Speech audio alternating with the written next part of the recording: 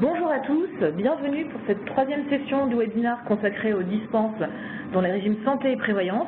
Je suis Lise Rousseau, je suis en charge du marketing digital chez Grâce à Voix et nous accueillons aujourd'hui Solveig Van de Castel et Arnaud Anti du département juridique qui vont nous parler de ce sujet. Bonjour.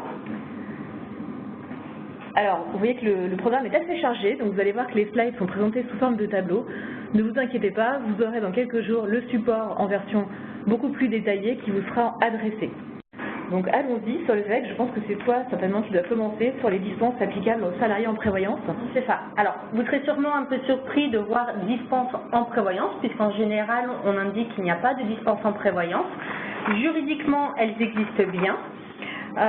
Il y a des dispenses de droit, celles que vous connaissez tous, la dispense article 11 de la loi E20 dès lors que le régime est mis en place par DIE, et il y a des dispenses qu'on appelle à la main de l'employeur, c'est-à-dire qu'elles doivent être prévues dans l'acte pour pouvoir être sollicitées par le salarié. Pourquoi on vous indique de façon générale qu'il n'y a pas de dispense en prévoyance, et de cette façon qu'on conseille fortement de mettre des dispenses dans les régimes prévoyance? Pour trois raisons.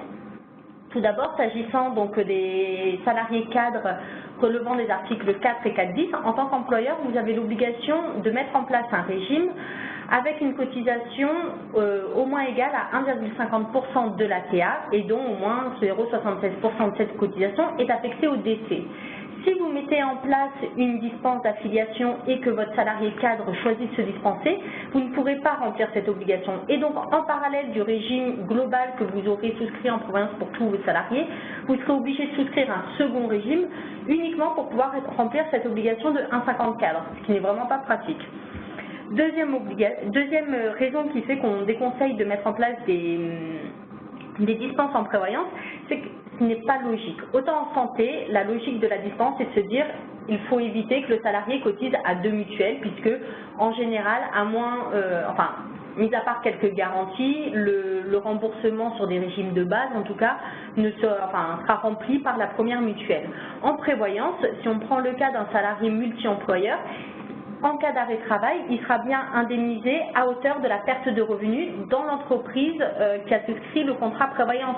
Donc s'il est multi-employeur et qu'il décide de se dispenser au titre de l'entreprise B, par exemple, il aura nécessairement une perte de revenus dans l'entreprise B, puisque le contrat de prévoyance souscrit dans l'entreprise A ne compensera pas la perte de revenus dans l'entreprise B. Donc il y a une certaine logique en prévoyance qui est de compenser la perte de revenus, et si on met en place des dispenses de prévoyance, cette logique disparaît complètement.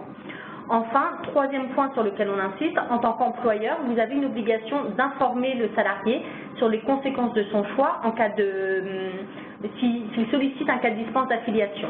La prévoyance est un risque lourd. Il faut donc être en mesure d'informer correctement le salarié sur tout ce qu'il risque de ne pas avoir, dont il ne bénéficiera pas. Donc on déconseille fortement de mettre en place des dispenses. Allez justifier en tant qu'employeur si jamais une veuve vient indiquer que son mari n'était pas clairement informé par son entreprise des conséquences de son choix. Je pense que devant un tribunal, c'est difficilement plaidable. Donc voilà, toutes ces raisons font que juridiquement ces dispenses existent, mais on les déconseille totalement. Donc à part l'article 11 loi E20 qui est une dispense de droit et à laquelle vous ne pouvez pas déroger. Donc, je vous rappelle au passage que vous pouvez poser vos questions par chat, donc n'hésitez pas. On répondra au fur et à mesure, ou alors on aura aussi une petite session en fin de programme pour répondre à vos questions. Alors qu'est-ce qui se passe en santé par contre? Là je pense que le sujet est beaucoup plus vaste, vous allez nous détailler ça. Alors voilà, déjà une petite précision pour expliquer, tout le webinaire en fait est basé, une grande partie du webinaire est basée sur ce tableau que vous voyez, qui peut paraître un petit peu rempli, on va dire, conséquent, mais qui est un tableau qui a été fait maison et qui, selon nous, reprend bien l'ensemble des cas de dispense que vous pouvez rencontrer en régime de frais de santé, sachant que, comme vient de dire Solveig, l'aspect dispense il s'envisage essentiellement quand même au niveau frais de santé. Alors ce tableau-là, c'est le tableau pour les salariés. Vous voyez qu'il est composé en fait de trois grandes colonnes. Donc on a d'abord les dispenses à la main de l'employeur. Donc les dispenses à la main de l'employeur, ce sont des dispenses qui sont conditionnées à l'inscription du cas de dispense dans l'acte de droit du travail qui formalise le régime. On les détaillera après. Deuxième grande colonne, ce sont les dispenses de droit. Donc ce sont les dispenses qui sont ouvertes aux salariés. Donc le salarié a la faculté de solliciter ces dispenses, même si ces dispenses ne figurent pas dans l'acte de droit du travail. Et enfin, nous avons mis les exclusions. Alors les exclusions, c'est un choix qu'on a fait de mettre les exclusions dans le tableau des dispenses, sachant que les exclusions ne sont pas des dispenses, mais on verra les cas qui se présentent en fait font que c'était assez logique de les retrouver dans une présentation sur la dispense, hein, sachant que si la dispense est une faculté, un droit que peut exercer le salarié, un droit qui est conditionné ou non, selon qu'on est en dispense de droit ou en dispense à la main de l'employeur à l'inscription dans l'acte du droit du travail, mais ça reste un droit, une faculté pour l'employé de ne pas adhérer au régime, alors que les exclusions, elles, pour le coup, ce sont le choix de l'employeur d'avoir exclu certains salariés du régime. Voilà. Alors, on va commencer donc par le premier cas de dispense, le cas des CDD et contrats de mission. Donc, c'est une dispense de droit. Juste une petite précision. Tout à l'heure, Arnaud vous indiquait les dispenses donc, qui sont prévues dans votre acte et des dispenses qui ne sont pas prévues qui n'ont pas besoin d'être prévues par l'acte, qui sont donc les dispenses de droit. Par acte, on entend votre DIE, votre accord collectif, votre accord référendaire ou la convention collective. Donc les dispenses de droit n'ont pas besoin d'être prévues par cet acte pour pouvoir s'appliquer. Notre conseil, c'est de les intégrer pour un meilleur devoir de conseil, mais si elles ne sont pas prévues, le salarié pourra toujours les solliciter. Donc les CDD et contrats de mission, dès lors que la durée d'affiliation obligatoire au régime frais de santé est inférieure à 3 mois. Alors cette phrase longue de durée d'affiliation obligatoire au régime frais de santé, c'est une façon un peu plus courte de dire durée du contrat de travail inférieure à 3 mois.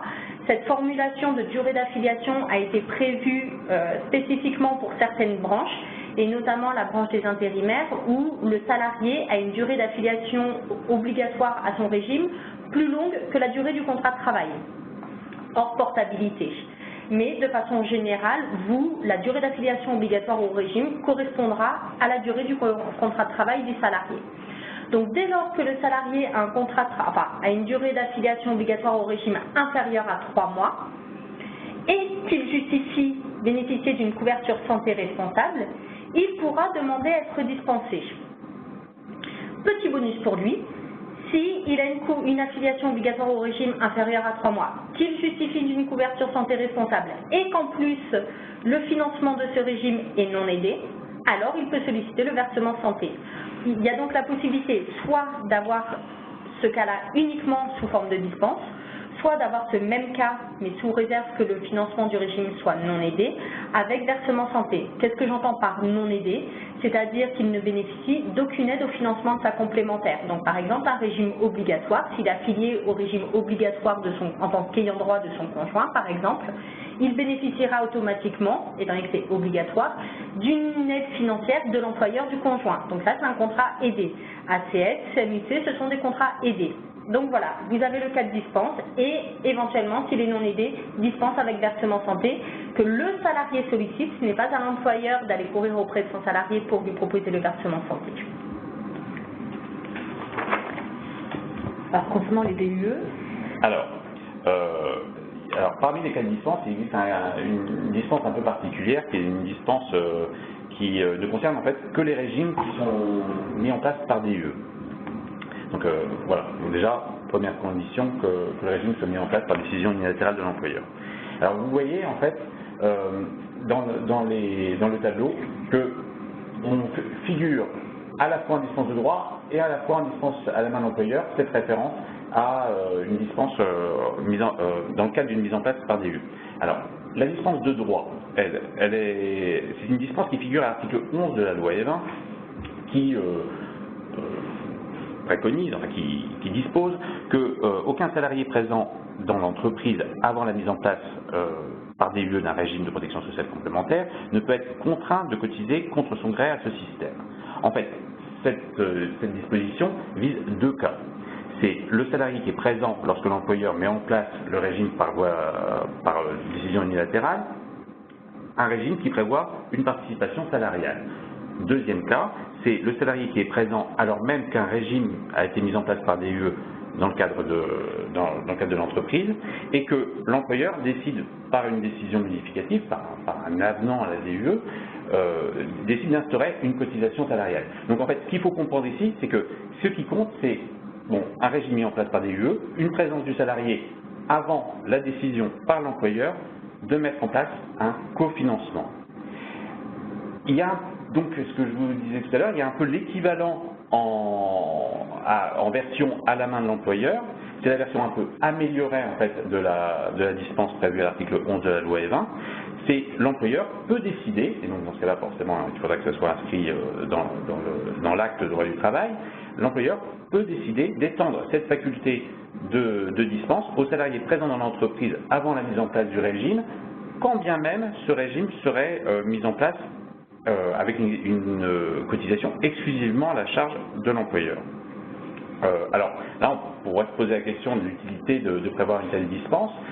En fait, la dispense, elle va se justifier surtout pour le fait que ça permettra à certains salariés de refuser la mise en place d'un régime quand bien même il serait financé exclusivement par l'employeur, parce que la participation de l'employeur, désormais, enfin vous savez depuis quelques années maintenant, est intégrée dans le brut fiscal du salarié, et que certains salariés pourraient considérer que quand bien même ils bénéficient d'un régime santé, le jeu n'en vaut pas la chandelle, et qu'ils pourraient préférer ne pas y adhérer pour ne pas être imposés sur la cotisation patronale. Et juste une précision, Arnaud vous a bien indiqué, donc on est sur la notion de mise en place du régime ou de mise en place du cofinancement. Quand on parle de mise en place du régime, on est bien sur la mise en place initiale. Un régime qui existe déjà dans l'entreprise où on ne modifie que les garanties n'est pas une mise en place de régime, on est sur une modification. Donc l'article 11 de la loi E20 ne jouera pas à chaque fois que vous modifierez votre régime. Sauf si cette modification concerne la mise en place d'un cofinancement. Voilà. Donc là, on va parler des dispenses liées à la main de l'employeur. Alors, ce sont des dispenses communes que l'on retrouve dans les dispenses de droit et les dispenses à la main de l'employeur.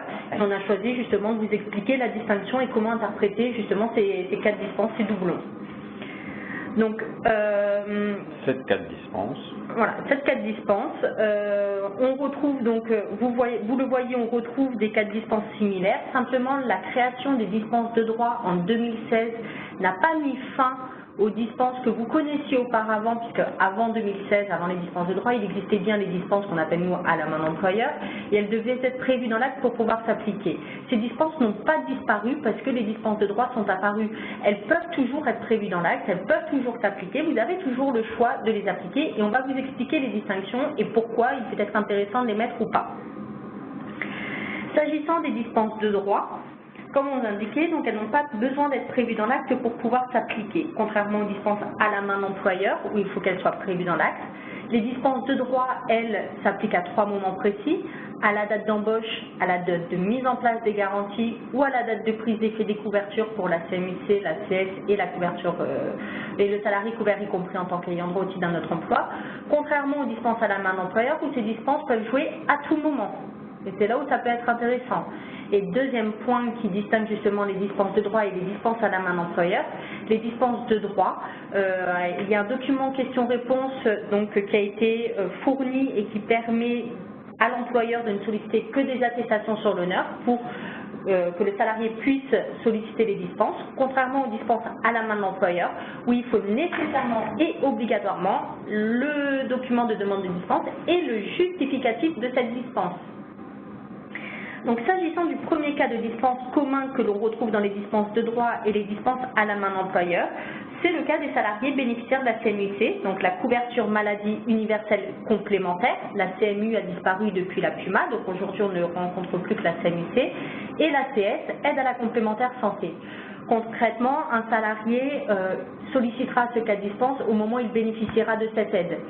Donc, même si vous n'avez pas prévu ce cas dans votre acte formalisant le régime, normalement, la dispense de droit s'appliquant à la date d'embauche, s'il en est bénéficiaire au moment de son embauche, en général, il sollicitera la dispense à ce moment-là, ou s'il en est bénéficiaire en cours de contrat, Dans ce cas-là, il y a la deuxième possibilité de solliciter la dispense de droit au moment de la prise d'effet de la couverture, et dans ce cas-là, il pourra solliciter le bénéfice de la dispense CMU-C A7 à ce moment-là.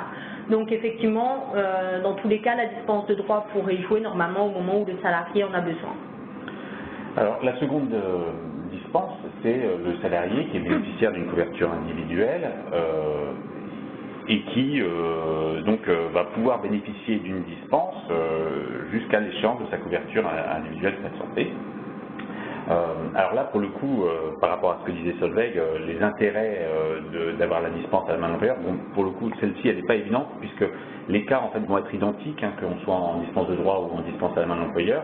Les cas sont même prévus en tant que tel dans la dispense, hein, puisqu'ils vont jouer à l'embauche du salarié. On est dans le cas typique du salarié qui est embauché et qui avant était couvert par son contrat, je ne sais pas, qu'il avait eu qualité d'étudiant, voilà, parce qu'il avant il était indépendant. Et donc ce salarié-là, en fait, va solliciter cette dispense au moment à son embauche, et de toute façon la dispense est une dispense qui est bornée dans le temps, puisqu'elle ne pourra jouer qu'à l'échéance, en règle générale annuelle, hein, du contrat qui couvre le salarié, et donc dès l'échéance, il devra réintégrer le régime collectif et obligatoire. Alors, on a souvent la question du salarié qui a oublié de résilier sa mutuelle individuelle, et que faire justement en prenant le cas d'un contrat individuel qui aurait dû être résilié à échéance annuelle, que faire au 1er janvier 2019 par exemple. Eh bien, le problème, c'est que cette dispense, c'est bien prévu par les textes, c'est jusqu'à échéance du contrat individuel. C'est triste à dire, mais tant pis pour le salarié s'il a oublié de résilier sa mutuelle individuelle. Si vous, en tant qu'employeur, vous n'affiliez pas au 1er janvier 2019 le salarié, c'est une remise en cause du caractère collectif et surtout obligatoire, et vous pourriez être redressé en cas de contrôle URSSAF pour la non-affiliation de ce salarié, puisque cette dispense, elle est bornée dans le temps. On a ensuite donc le cas du salarié couvert, y compris en tant qu'ayant droit, au titre d'un autre emploi, par une couverture collective et obligatoire. Donc là, vous le voyez, la notion d'au titre d'un autre emploi que l'on retrouve dans la dispense de droit, cette formulation, on ne la retrouve pas dans la dispense à la main de l'employeur. Ce petit bout de phrase a été intégré plus particulièrement pour le cas de dispense régime Alsace-Moselle, et on vous l'expliquera donc quand on arrivera à l'explication de la dispense régime Alsace-Moselle, donc je ne m'attarde pas dessus, mais c'est vraiment pour vous mettre en évidence ce changement de rédaction.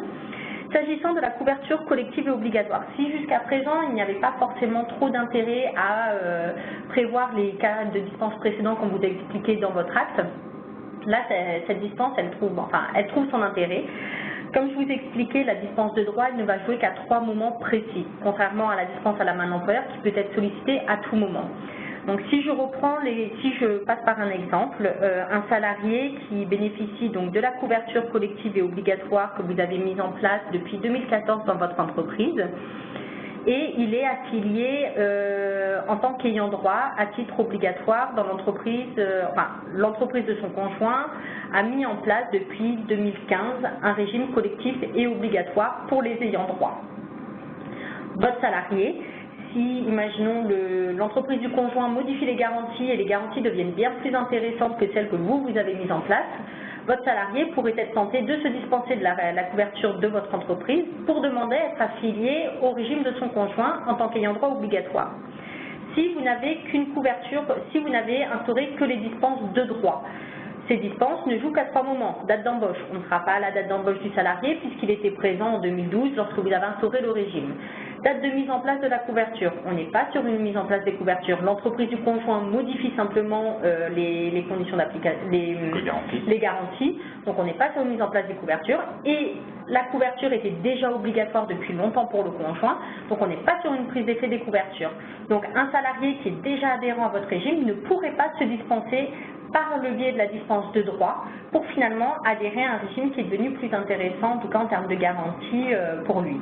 Par contre, si vous avez prévu la dispense à la main de l'employeur, salarié couvert, y compris en tant qu'ayant droit, par une couverture collective obligatoire, sauf précision dans votre acte, cette dispense peut jouer à tout moment. Donc le salarié, pour reprendre ce même exemple, pourra se dispenser à tout moment, et dans ce cas-là, il pourrait intégrer le régime qui a été modifié par l'entreprise de son conjoint.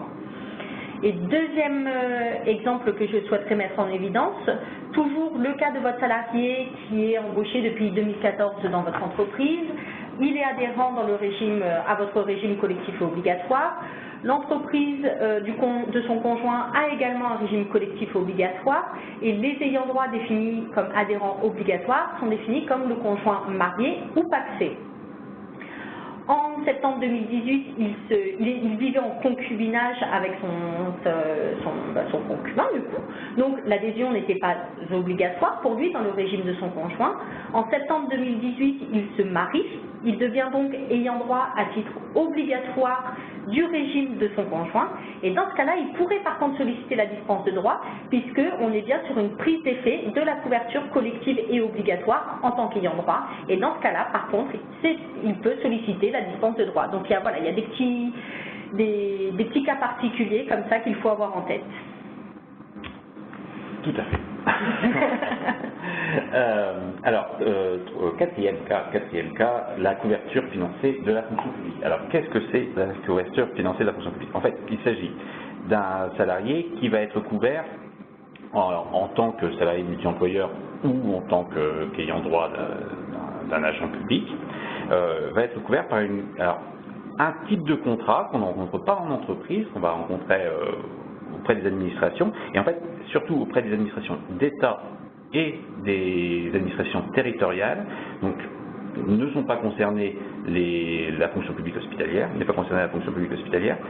Et donc, si votre salarié peut bénéficier d'une couverture mise en place dans le cadre d'un contrat aidé, un contrat fonction publique aidé, dans ce cas-là, il peut solliciter la dispense de droit, donc dans un des trois moments expliqués jusqu'à présent par Solveig, juste avant par Solveig, ou si on est dans le cadre de la dispense qui a été reprise dans l'acte de droit du travail, à tout moment. Alors, ce qu'il faut retenir par rapport à cette dispense-là, c'est qu'il va falloir avoir la certitude qu'on est bien sur une couverture donc, de la fonction publique et que cette couverture fait l'objet d'un financement par l'administration. Alors, en fait, pour en avoir, si vous souhaitez en être certain, en fait, il faudra que vous retrouviez, alors soit sur l'attestation sur l'honneur, soit sur le justificatif qui sera joint à la demande de dispense, la référence au décret 2007-1373 que vous retrouverez un autre document que vous allez pouvoir télécharger à la suite du webinaire, qui est donc en fait la référence du décret prévoyant le financement de la participation pour les fonctionnaires d'État, et la référence sinon au décret 2011-1474 pour les fonctionnaires territoriaux, sachant que, comme je vous le disais, les fonctionnaires hospitaliers, qui sont la troisième branche de la fonction publique, eux ne sont pas concernés par ce système de couverture aidée de la fonction publique. Alors, cas de dispense suivant, donc c'est le cas de dispense TNS Madelin, là que l'on soit donc sur les cas de dispense de droit ou les cas de dispense à la main d'employeur. Si ça concernera soit quelqu'un qui a été embauché, en tant que salarié, qui en parallèle est auto-entrepreneur par exemple, ou qui souhaite monter son activité en cours de contrat de travail dans votre entreprise. Donc, pour nous, ces deux cas de dispense, qu'ils soient de droit ou à la main de l'employeur, trouveront à s'appliquer soit à la date d'embauche, soit lorsqu'il acquérera son statut de TNS, donc à la prise d'effet de la couverture. Donc là, pour moi, je ne vois pas trop de distinction sur l'utilité de mettre en place cette dispense à la main de l'employeur dans votre acte, si en tout cas elle n'existait pas déjà avant. Et le cas de dispense TNS Madelin, c'est simplement donc le travailleur non salarié qui souscrira un contrat Madelin. Donc on est bien sur un contrat Madelin et pas un autre type de contrat qu'il aurait pu souscrire à titre individuel, et dans ce cas-là, il passerait sur un autre cas de dispense. Avant-dernier cas, le régime Alsace-Moselle. Donc, si votre salarié peut faire valoir son affiliation au régime local Alsace-Moselle, il pourrait solliciter la dispense d'adhésion au régime collectif et obligatoire, donc soit dans un des trois moments si on est dans le cadre de la dispense de droit, soit à tout moment, ou au moment en tout cas qui sont prévus dans l'acte de droit du travail, si on est dans le cadre de la dispense à la main de l'employeur. Alors, tout à l'heure, Solveig, vous a dit, en matière de dispense de droit, on a la précision au titre d'un autre emploi, précision qu'on ne retrouve pas à la main de l'employeur. Alors, pourquoi cette distinction? À notre connaissance, elle n'a d'effet, elle n'a de but de jouer que dans le cadre de cette dispense, puisqu'en fait, effectivement, si on n'avait pas précisé que cette dispense ne jouait qu'au titre d'un autre emploi, eh bien, forcément, pour une entreprise installée à Strasbourg, avec des salariés strasbourgeois qui travaillent dans l'établissement de Strasbourg, cette dispense de droit de salariés affiliés au régime Alsace-Moselle qui pourrait donc faire valoir la dispense à un des trois moments, bah, ça reviendrait à rendre facultatif l'ensemble des régimes mis en place par les sociétés qui sont dans le ressort en fait du régime local Alsace-Moselle. Donc, afin d'éviter de rendre l'ensemble de ces régimes d'entreprise facultatifs de fait, on va dire, la précision dans la dispense de droit que le salarié ne pourra solliciter cette dispense qu'au titre d'un autre emploi qu'il aurait, ou par l'intermédiaire de son conjoint, il pourrait faire valoir le régime local, sachant que en matière d'affiliation au régime local, en fait, l'affiliation via le conjoint n'a normalement ne trouve pas à s'appliquer, puisque c'est l'affiliation auprès de votre entreprise, enfin l'affiliation au régime de sécurité sociale, donc là en l'occurrence générale, qui va prendre le pas sur une affiliation au régime local dès lors que le salarié ne peut pas en prétendre au titre de son emploi principal. Donc voilà, c'est vraiment la distinction avec la dispense à la main d'employeur, où le simple fait de travailler donc son Alsace-Moselle permet la simple affiliation au régime local, puisqu'il n'y a pas cette précision, au titre d'un autre emploi, permet tout simplement au salarié de se dispenser du régime de son entreprise, du simple fait de relever du régime local Alsace-Moselle. Et enfin, donc, on a le cas de dispense salarié bénéficiant donc, du régime des IEG, donc IEG, industrie électrique et gazière. Ce cas de dispense s'applique uniquement lorsque le salarié est affilié à la CAMIEG. La CAMIEG, c'est la caisse donc, qui est chargée du régime complémentaire d'assurance maladie des industries électriques et gazières. Donc, un salarié qui aurait souscrit une complémentaire ailleurs ne pourra, un régime qui serait affilié à une autre caisse que la CAMIEG, ne pourra pas solliciter ce cas de dispense. On en a encore quelques-uns à traiter. Oui, alors, donc là, en fait, on va parler des cas de dispense qui sont spécifiques à la main d'employeur, c'est-à-dire qu'au-delà des cas de dispense qui se faisaient un peu miroir entre les dispenses de droit et les dispenses à la main d'employeur, il existe des cas de dispense qui sont spécifiques aux dispenses à la main de l'employeur, donc ils ne vont trouver à s'appliquer que si l'acte les a prévus. Alors, parmi ces 5 cas de dispense, on a 6 cas de dispense, on en a 2 qui sont, en fait, je vais traiter ensemble, qui sont les salariés qui sont en CDD.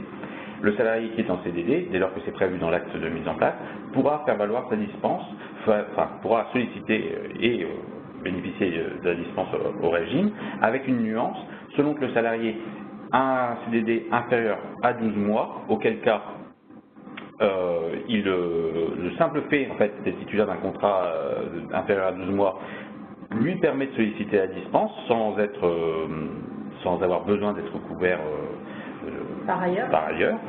Et le salarié, en revanche, le salarié qui a un CDD supérieur ou égal à 12 mois, lui pourra solliciter la dispense, mais dans ce cas, en fait, c'est conditionné au fait qu'il soit couvert à titre individuel par un contrat santé.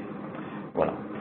Alors, il y a ensuite le cas de dispense suivant, salarié à temps partiel, si la cotisation est au moins égale à 10% de la rémunération brute du salarié. Alors là, ce qu'il faut entendre, dans les 10%, il faut bien prendre en compte l'ensemble des cotisations dont le salarié doit s'acquitter au sein de l'entreprise. C'est-à-dire qu'on va prendre en compte la cotisation au régime complémentaire prévoyance obligatoire, la cotisation au régime complémentaire obligatoire santé et la cotisation au régime complémentaire retraite. C'est ces 3 cotisations, enfin tout autre régime que vous avez mis en place à titre obligatoire, ce sont ces 3 cotisations cotisations, enfin ces cotisations-là que l'on va prendre en compte pour déterminer si le seuil de 10% est atteint ou pas. C'est pas régime par régime, donc on ne va pas calculer les 10% sur la base du régime frais de santé, d'autres 10% sur la base du régime prévoyance, c'est vraiment un calcul au global. Je reviens une seconde sur le CDD de moins de 12 mois, juste pour une petite précision, parce que c'est une question qui revient assez souvent. Que se passe-t-il en cas de renouvellement de CDD qui ferait dépasser les 12 mois? Voilà. Un petit peu comme tout à l'heure lorsque Solveig parlait de la dispense du salarié qui avait oublié de résilier son contrat individuel. Mais là, si vous voulez, c'est lorsque le salarié va dépasser les 12 mois, il sera de fait forcément affilié au régime pour la durée du contrat, c'est que maintenant elle est prévue, hein, donc c'est-à-dire forcément s'il passe en CDI, mais aussi si juste le renouvellement du CDD lui le fait dépasser les 12 mois, désormais le contrat dépasse les 12 mois, donc le salarié sera affilié, alors bien sûr pour la durée sauf à ce qu'il puisse solliciter le cas de dispense, CDD, contrat de mission supérieur ou égal à 12 mois, sous réserve de fournir le justificatif. Voilà, c'est ça. Donc en fait, il sera affilié dès lors qu'il ne peut pas faire valoir un autre cas de dispense de droit ou prévu à la même employeur. Voilà, c'est une précision par rapport au contrat CDD. Quatrième cas de dispense, c'était les salariés qui sont affiliés au régime des gens de mer. Alors, les salariés affiliés au régime des gens de mer, et on peut retraiter en même temps en fait les salariés qui sont affiliés au régime du personnel SNCF. Donc les gens de mer, c'est les NIM, les salariés SNCF, c'est les salariés qui sont affiliés à la CPRP SNCF. Donc ça, ce sont deux cas de dispense qui sont tout compte fait relativement proches de ce qu'on voit pour le régime des IEG, à la différence qu'ils n'ont pas été prévus en matière de dispense de droit, qu'ils existent du fait d'une interprétation extensive qu'a fait la DSS, donc ils n'ont pas d'équivalent en matière de dispense de droit. Donc si vous pouvez aujourd'hui, du fait de l'interprétation de la DSS, vous pouvez aujourd'hui les prévoir dans le cadre de vos actes qui régissent votre régime. Voilà. Ça ne jouera qu'en matière de salarié multi-employeur, si on peut préciser. Voilà. Et enfin, donc, dernier cas de dispense à la main d'employeur, c'est le cas des couples travaillant dans la même entreprise. Donc, ce qu'il faut bien prévoir, c'est que, alors j'insiste bien sur la notion d'entreprise, puisque pour le moment, en tout cas, les contrôleurs URSSAF ont une notion assez restrictive de la notion d'entreprise. S'agissant des cas de dispense, on n'a pas encore eu de retour, mais cette notion d'entreprise, on a eu pas mal de retours sur des redressements qui auraient eu lieu dans le cadre de DUE, donc c'est décisions unilatérales de l'entreprise, et des DUE qui auraient été établis au niveau de l'établissement ou de groupe ont fait l'objet de redressements. Donc, par la même logique, on se dit que couple travaillant dans la même entreprise, on est bien sur une notion d'entreprise et non pas de groupe, par exemple. Donc, si vous avez prévu ce cas de dispense dans votre acte, ce cas de dispense trouve particulièrement à s'appliquer lorsqu'il y a une adhésion facultative des ayants droit, puisque si l'adhésion est obligatoire, les membres du couple travaillant dans la même entreprise pourront l'un et l'autre se dispenser parce qu'ils bénéficient d'une couverture collective et obligatoire en tant qu'ayant droit, par exemple. Ils pourraient solliciter ce cas de dispense. Par contre, si l'adhésion des ayants droit est facultative et que vous avez prévu une cotisation famille, par exemple, dans ce cas-là, le deuxième membre du couple pourra se dispenser, même si l'adhésion des ayants droit est facultative, parce que vous aurez prévu ce cas de dispense dans votre acte. Donc, sous réserve d'avoir prévu ce cas de dispense dans votre acte, tous les couples de votre entreprise pourront se dispenser, même si l'adhésion des ayants droit est facultative, et cette dispense ne remettra pas en cause le caractère collectif obligatoire de votre régime, et donc les exonérations qui vont avec. Donc une dispense qui est quand même assez utile, hein, de façon générale, et pas toujours pensée. Alors, donc, dernière colonne de notre tableau, les exclusions. Alors, il faut bien comprendre la distinction avec les dispenses, les exclusions. Il s'agit de permettre à l'employeur d'exclure, de ne pas couvrir tout le monde, donc ça déroge à l'aspect obligatoire, au caractère obligatoire que doit revêtir le régime. Et donc dans ce cas-là, si l'exclusion est prévue, le salarié n'aura pas le choix, il ne pourra pas adhérer au régime. Alors forcément, on se rend compte que les enjeux sont quand même importants. Donc vu les enjeux, la loi prévoit que c'est d'abord une compétence de la branche de prévoir ce type de disposition. À défaut de précision dans l'accord de branche, ou si l'accord de branche l'autorise au niveau de l'entreprise, ce sera dans le cadre d'un accord d'entreprise qu'on pourra prévoir ce type d'exclusion. Et la loi prévoit également, par DUE, alors on ne voit pas dans le tableau, c'est une coquille, mais dans l'exemplaire que vous pourrez télécharger, ça sera corrigé. La loi prévoit que c'est possible de mettre en place les exclusions par DUE si et seulement si les salariés n'avaient jamais été couverts par le régime obligatoire santé mis en place dans l'entreprise. Donc c'est quand même relativement rare. Normalement, ça devrait être relativement rare ce type d'exclusion. Pour nous, ça s'appliquerait que dans le cadre des créations d'entreprises, par exemple, où effectivement il n'y a jamais eu de régime auparavant, puisque c'est une entreprise nouvellement créée. Voilà, prévoir dès la création du régime le principe de l'exclusion des salariés. Alors, quels sont les salariés concernés? Deux types de salariés. Donc, ça va être les salariés qui sont en CDD inférieur à 3 mois et les salariés qui sont à temps partiel inférieur à 15 heures par semaine. Pour ces salariés, si le régime, alors l'employeur ou l'employeur et les partenaires sociaux ont prévu leur exclusion, la contrepartie, c'est de pouvoir bénéficier. En fait, on transforme l'obligation de l'employeur, l'obligation de couverture de l'employeur, en une obligation de participation de l'employeur à la couverture de ces salariés. Donc les salariés bénéficient, alors sous réserve bien sûr qu'ils aient souscrit un contrat de frais de santé responsable et qui plus est non aidé, les salariés bénéficieront de droits du versement santé légal, tel que prévu par la loi.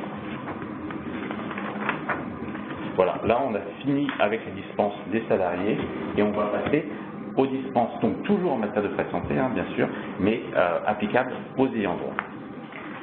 Donc là, on n'est pas sur le salarié qui sollicite en tant qu'ayant droit couvert par son conjoint une dispense, on est bien sur vous, entreprise, vous avez mis en place un régime collectif et obligatoire pour les salariés et collectif et obligatoire pour les ayants droit. Donc, est-ce que l'ayant droit de votre salarié pourra se dispenser du régime que vous avez mis en place dans votre entreprise?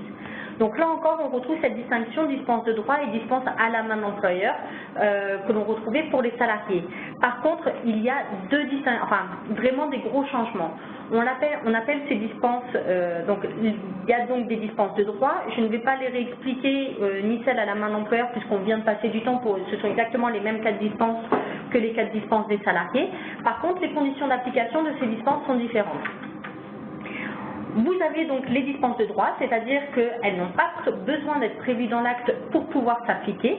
Par contre, contrairement aux dispenses qu'on indiquait comme étant de droit pour les salariés, ces demandes de dispenses pour les ayants droit peuvent être faites à tout moment, comme les dispenses à la main d'employeur.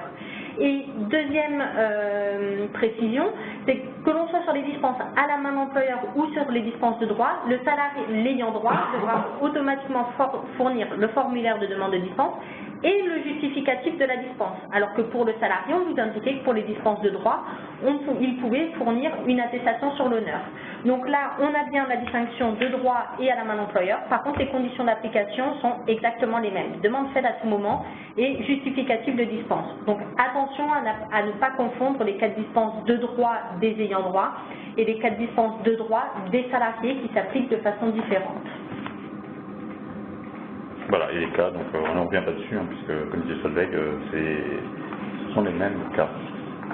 Donc là, vous avez des conseils à nous donner, bonnes pratiques. Alors, on va voir à la fois nos recommandations, mais aussi ce que prévoit la loi ou les décrets en termes de formalisme. Voilà, parce qu'en fait, ce qui compte, c'est bien sûr de respecter la réglementation, mais à la limite, en matière de dispense, ce qui compte surtout, c'est de pouvoir prouver aux inspecteurs SAS qu'on respecte la réglementation.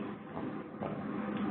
Alors, en matière de formalisme sur le formulaire de demande de dispense, le Code de la Sécurité sociale prévoit des mentions obligatoires. Bon, elles n'ont rien d'extraordinaire. Hein. On nous dit que le formulaire de demande de dispense doit contenir le cas de dispense concerné, hein, donc c'est aux salariés de nous dire dans quel cadre il s'inscrit pour solliciter une dispense.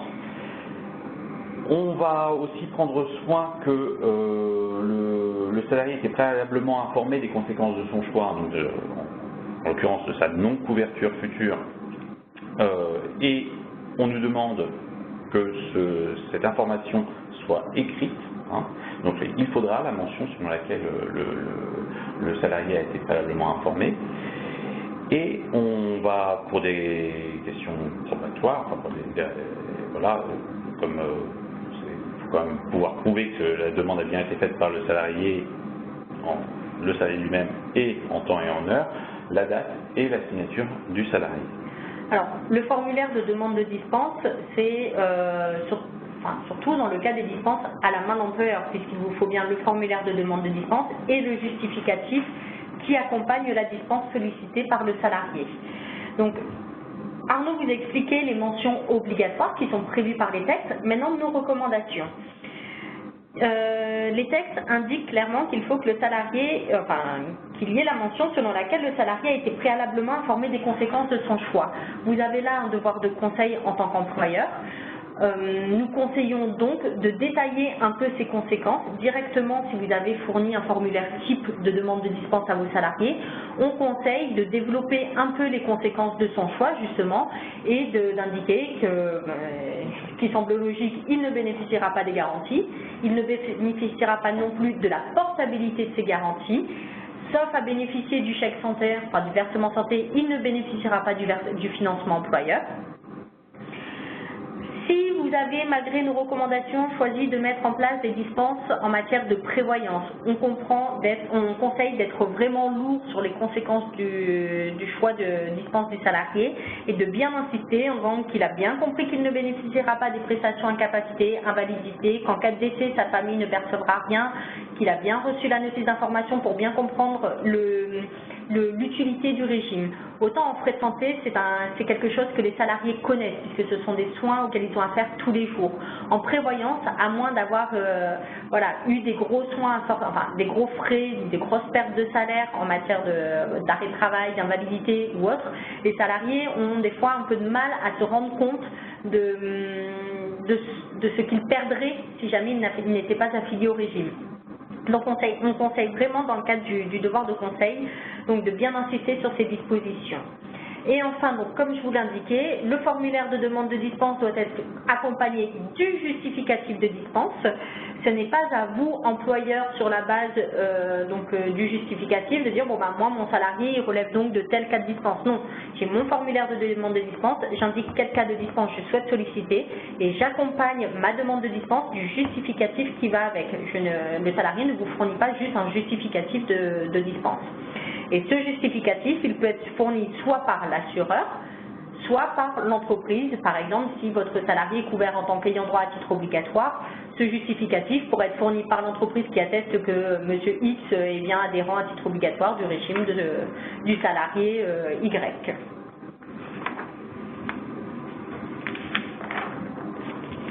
Alors, le formalisme sur l'attestation sur l'honneur, là encore, on va avoir des mentions obligatoires et des recommandations. Alors, comme l'avait précisé tout à l'heure Solveig, l'attestation sur l'honneur, il faut bien avoir en tête qu'elle ne va jouer qu'en matière de dispense de droit, en matière de dispense de frais de santé, de dispense de droit sur un régime frais de santé et ne concerne que les salariés. Donc pas les ayants droit, pas la prévoyance, pas les dispenses à la main de l'employeur. On est vraiment sur le salarié qui sollicite une dispense de droit sur son régime frais de santé. Alors, en matière de mention obligatoire, là, pour le coup, on a le formulaire questions-réponses de la DSS qui est venu nous dire ce qu'on devrait retrouver normalement, logiquement, dans une attestation sur l'honneur. Donc, c'est les éléments qui, selon l'administration, doivent figurer dans l'attestation sur l'honneur que nous remettra le salarié en lieu et place des justificatifs de dispense. Alors, en premier lieu le cas de dispense sollicité par le salarié, hein, toujours la même logique, c'est au salarié de nous dire quelle dispense il fait rentrer, enfin voilà, quelle dispense il sollicite, il veut faire jouer. On va aussi avoir la désignation, la dénomination de l'organisme assureur qui porte le contrat qui a été souscrit et qui permet de solliciter la dispense, le cas échéant bien sûr. Le cas échéant, la date de fin de dispense, hein, puisqu'on a vu, il y a certaines dispenses qui sont bornées en matière de droit, notamment on peut penser à la CMUC ou à la CS, qui sont toujours accordées pour un temps régulier, même si elles pourront être reconduites. Et enfin, la date et la signature du salarié, qui là encore sont là pour nous prouver que le salarié, c'est bien le salarié qui a fait cette dispense, hein, puisque bon, on est toujours sur l'idée que la dispense, c'est pas l'idée, c'est le principe de la dispense, c'est une faculté du salarié, c'est au salarié, c'est un droit que exerce le salarié. S'agissant de nos recommandations, donc pour les formulaires de dispense, il y avait bien l'obligation de faire apparaître la mention selon laquelle le salarié avait été préalablement informé des conséquences de son choix. Le document, donc question-réponse de la DSS, ne reprend pas cette mention. Pourtant, pour nous, la logique, elle est la même. Le salarié, il demande à être dispensé et il faut qu'il ait clairement été informé des conséquences de son choix. Donc, nous, ça nous semble logique de réintégrer donc, dans cette attestation sur l'honneur cette mention, surtout pour faire valoir que votre devoir de conseil et bien indiquer que voilà, vous avez bien conseillé votre salarié sur toutes les conséquences induites par une demande de dispense. Et deuxième recommandation de notre part, alors c'est peut-être trop, mais parce qu'effectivement on ne le voit pas beaucoup sur les attestations sur l'honneur, mais comme indiqué tout à l'heure, ce qui distingue en fait la dispense de droit de la dispense à la main d'employeur, c'est que la dispense à la main d'employeur peut jouer à tout moment. Contrairement à la dispense de droit qui va jouer qu'à 3 moments, donc date d'embauche, date de prise d'effet des couvertures ou date de mise en place du régime. On vous conseille donc d'indiquer, de demander à ce qu'apparaisse sur l'attestation sur l'honneur la date de souscription du contrat permettant de solliciter le cas de dispense. Parce que si vous, en tant qu'employeur, il n'y a pas cette mention sur le document, sur l'attestation sur l'honneur, comment démontrer que votre salarié entre bien dans un des 3 moments auxquels il peut solliciter le cas de dispense? Si vous n'avez pas de date d'adhésion au régime de son conjoint comme ayant droit obligatoire, par exemple, comment pouvez-vous dire que effectivement il sollicite ce cas de dispense parce qu'il y a une prise d'effet de la couverture obligatoire en tant qu'ayant droit? Donc ce n'est pas prévu par le document question-réponse de la DSS du 29 décembre 2015, mais c'est à notre sens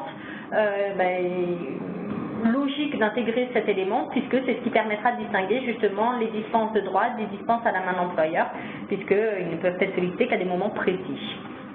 Alors, on va répondre à une question qu'on vient de nous poser par le chat. Je vous la pose. Dans notre entreprise, nous pratiquons la dispense des frais de santé, mais pas de la prévoyance. Est-ce une obligation de pouvoir être dispensé de prévoyance? Alors non, justement, on ne recommande pas de prévoir de cas de dispense en prévoyance. Le document, la présentation qu'on a faite aujourd'hui sur les cas de dispense, c'est vraiment une analyse large. On tenait à vous dire, juridiquement, il existe bien des cas de dispense en prévoyance, en frais de santé. Maintenant, en prévoyance, on ne recommande pas de mettre en place des cas de dispense pour les raisons qu'on vous a expliquées. Donc vous, en tant qu'employeur, à part la dispense article 11 de la loi E20 qui est une dispense de droit, vous n'avez pas l'obligation d'instituer des cas de dispense dans votre acte. Donc pour que le salarié puisse solliciter un cas de dispense en prévoyance, il faudrait qu'il soit prévu par l'ADIE, l'accord collectif, l'accord référendaire ou la convention collective. Si ces dispenses ne sont pas listées, dans ce cas-là, il n'y a pas de dispenses qui peuvent être sollicitées par le salarié et en plus on les déconseille fortement. Elles existent juridiquement, mais on les déconseille. Voilà, en fait, voilà. En prévoyance, en frais de santé, par contre, c'est autre chose. Les dispenses ont été prévues, les cas de dispense à la main de l'employeur ont été prévus d'une façon assez large, sans forcément distinguer ce qui était au contrat ou pas. Nous, on considère que, donc, comme disait Solveig, hors cas de la loi E20, voilà, non seulement vous n'êtes pas obligé, mais en plus on vous recommande de ne pas le faire, de ne pas inscrire de dispense dans votre acte, dans votre régime prévoyance. Ah, on passe enfin aux bonnes pratiques. Quels conseils que vous allez pouvoir nous donner?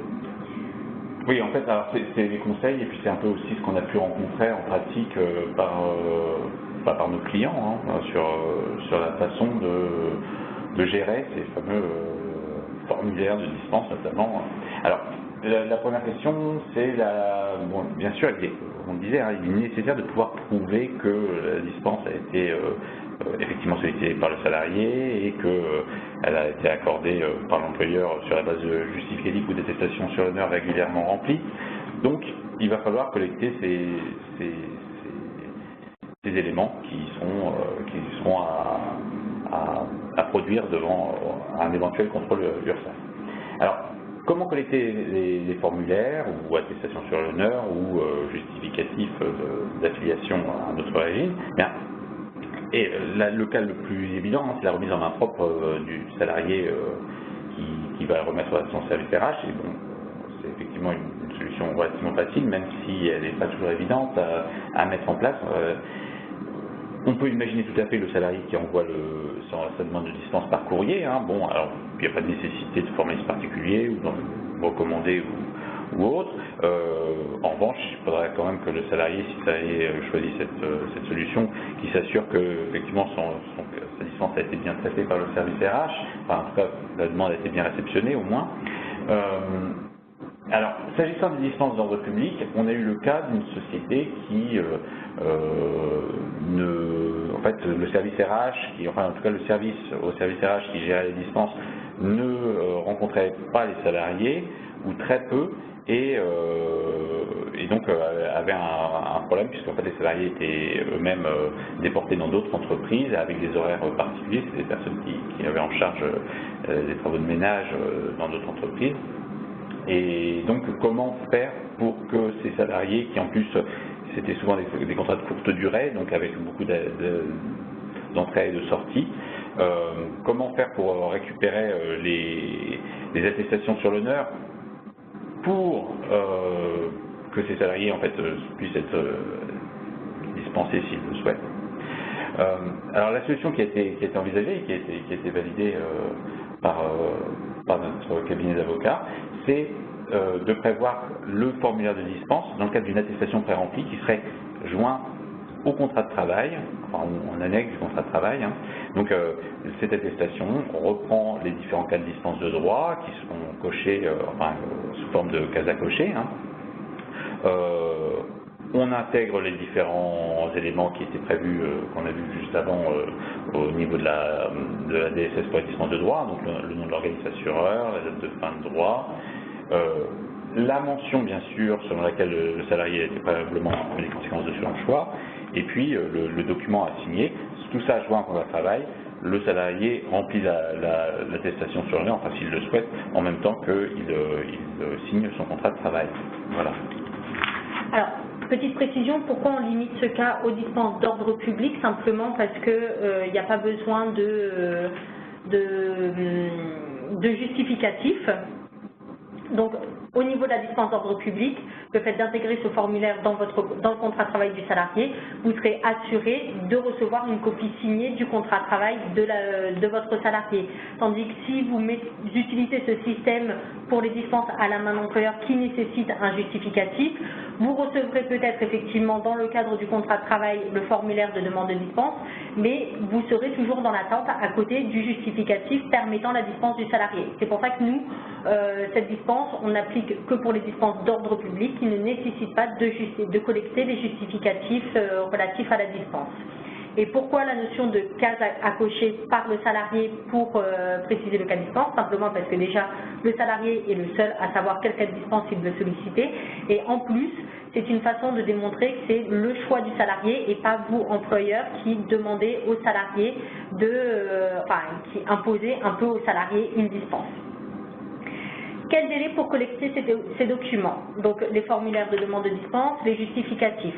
C'est vrai qu'on vous l'a dit depuis tout à l'heure, la dispense peut jouer à tout moment pour les dispenses à la main de l'employeur ou à 3 moments précis pour les dispenses de droit, certes, mais en pratique, comment ça s'applique? C'est-à-dire un salarié qui vient 4 mois après solliciter la dispense de droit, est-ce que je peux lui en faire bénéficier? Soit vous avez prévu un délai dans votre acte, c'est-à-dire le salarié sous réserve de solliciter le cas de dispense dans les X temps suivant la date de mise en place du régime ou la date de prise d'effet des couvertures ou sa date d'embauche pourra être dispensé. Soit vous n'avez prévu aucun délai dans votre DE, accord collectif, accord référendaire. Et dans ce cas-là, on conseille un délai raisonnable. Alors, qu'est-ce qu'un délai raisonnable? À partir du principe que 2 mois, le temps qu'ils prennent connaissance du régime, donc qu'ils lisent la notice d'information, etc., qu'ils récupèrent des justificatifs de dispense si éventuellement il y en a, ou qu'ils remplissent correctement l'attestation sur l'honneur. 2 mois, ça semble être un délai raisonnable. Un salarié, voilà, suffisant.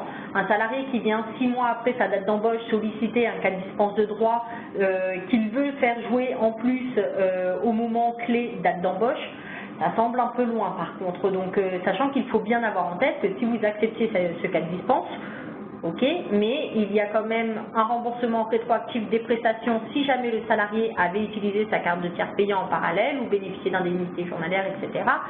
Et en plus, un remboursement des cotisations aussi de la part de l'organisme, ça, pas de souci, sauf qu'entre-temps, vous avez bénéficié d'exonérations sociales et fiscales sur ces cotisations.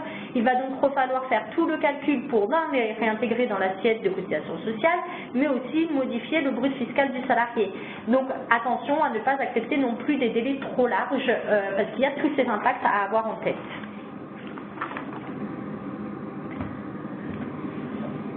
Alors, dernier slide, je crois. Et donc, ah non, avant-dernier. J'allais dire, on est bon au niveau du timing, on aura quelques secondes de retard. Donc là, en fait, il s'agissait de la question de la périodicité de la collecte. Alors, pour le coup, le slide est relativement complet, donc on vous laissera le lire. Juste en précision, bien évidemment, en fait, on est dans une certaine logique de quand ressolliciter la dispense. Alors, évidemment, tous les droits qui sont bornés en temps, là pour le coup la question ne se pose pas, il faudra solliciter, renouveler régulièrement la demande de justificatif. En revanche, pour les autres dispenses, vous aurez toujours vous avez le choix en fait de faire des campagnes annuelles de renouvellement de la dispense de la demande de dispense afin de vérifier que les salariés sont toujours soit dans le cas de dispense qu'ils avaient sollicité, soit qu'ils sont peut-être aujourd'hui à se dire que pour X raison ils ne souhaiteraient plus solliciter la dispense. Voilà. Donc là, pour le coup, vous avez une certaine marge de manœuvre, hormis bien sûr ceux que je vous disais qui sont bornés. Selon l'entreprise, selon vos possibilités, c'est sûr que c'est pas la même chose de faire des campagnes pour des très grandes entreprises ou des entreprises de taille plus petite. Bon, c'est à vous de fixer le curseur. Bon, voilà. Là, vous avez l'ensemble des cas de dispense avec à chaque fois ce qui est le nécessaire, l'obligatoire, on va dire, et ce qu'on peut penser être une bonne pratique dans le cadre de la tenue des salariés dispensés, du registre des salariés dispensés. Et enfin, rapidement, donc pour la périodicité de la collecte sur les dispenses de droit, le texte ne prévoit aucune obligation de renouveler l'attestation sur l'honneur. On est sur une attestation sur l'honneur, donc par principe, tant que la situation du salarié ne change pas, il n'y a pas besoin donc de renouveler cette attestation. Une position de sécurité nous conseillerait, si vous en avez la possibilité, de faire tout comme si vous avez prévu des dispenses à la main d'employeur, une campagne annuelle de renouvellement de l'attestation sur l'honneur. Mais voilà, juridiquement, il n'y a aucune obligation, c'est vraiment une position de sécurité. Donc, pour conclure, sachez qu'on vous a, les cas de dispense, Arnaud vous l'a indiqué rapidement tout à l'heure aussi, c'est pas simplement parce que, on parle des cas de dispense, on rabâche le sujet depuis quelques temps maintenant, mais vous bénéficiez d'exonérations sociales et fiscales qui sont conditionnées à plusieurs éléments. Et les cas de dispense sont une dérogation au caractère obligatoire. Donc si vous ne respectez pas ce formalisme ou si le salarié n'entre pas dans un des cas que l'on vous a expliqué, le régime est potentiellement redressable.